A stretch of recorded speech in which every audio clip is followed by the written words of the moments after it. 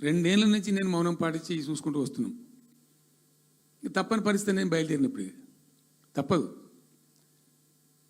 అటు కేంద్రాన్ని ఎక్స్పోజ్ చేస్తాం, ఇటు రాష్ట్రాన్ని ఎండగడతాం ప్రజల మధ్యలో ఖచ్చితంగా.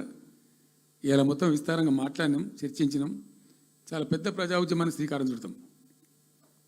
కంపల్సరీ పాలమూరు, రంగారెడ్డి, నల్లగొండ జిల్లాలలో గ్రామాన దానికి పోస్టర్ డిజైన్ అవుతుంది, కరపత్రం డిజైన్ అవుతుంది.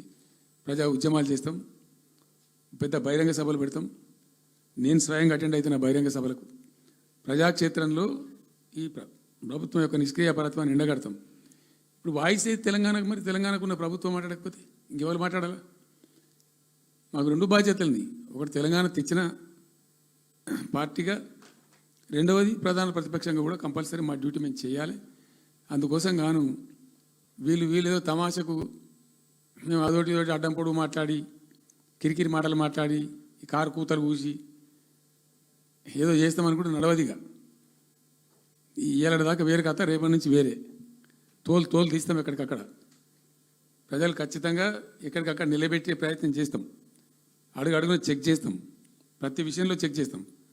Sufficient time we have given.